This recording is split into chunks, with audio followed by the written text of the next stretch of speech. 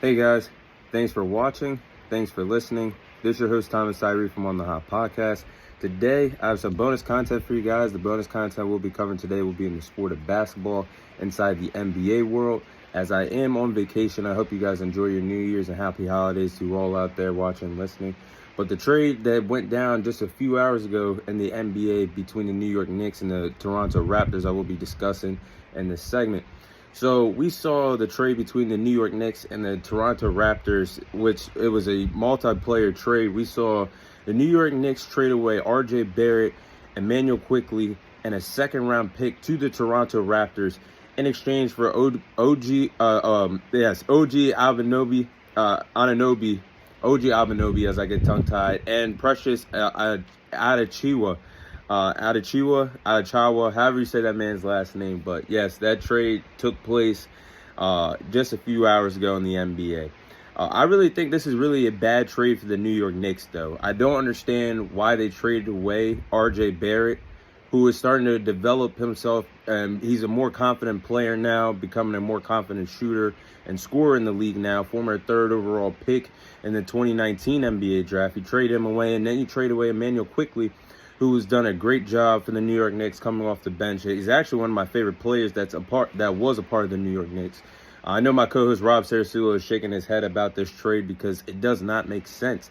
And it doesn't push the needle for the New York Knicks to win a title anytime soon. Now they say they have a big three in the Eastern Conference with Jalen Brunson, Julius Randle, and now OG Anunoby. I don't see how this pushes the needle for the New York Knicks. How this was actually their best opportunity to trade away Julius Randle, somebody that's an inconsistent player. This was their best chance to trade him away, and they didn't do it. It's just a head-scratching move for the New York Knicks to do this trade. Doesn't push the needle for them winning a title anytime soon. And I think they're actually, for all bettors out there, they're actually still they still have the same odds of winning a title this year than they did last year. So it's pretty weird to me that this took place. I mean, the same odds they did have for this year, they still have. So pretty odd to me. But I think the Toronto Raptors absolutely won this trade.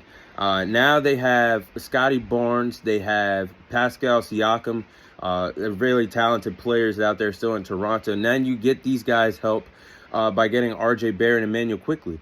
Like I just said, R.J. Barrett's becoming a more confident scorer in the league now. He's averaging 18 points per game this season. And he actually gets to go back home to his home country. He was born and raised in Canada. Now he gets to go home and play for his home country in the Toronto Raptors. So that's a pretty cool story for him. Then Emmanuel Quickley, one of the best scorers off the bench, one of the best six men in the NBA today. He's averaging 15 points per game. So if the Raptors want to continue to bring him off the bench like the New York Knicks did, I think that's a boost for their overall roster. So, and they get a second-round pick from this.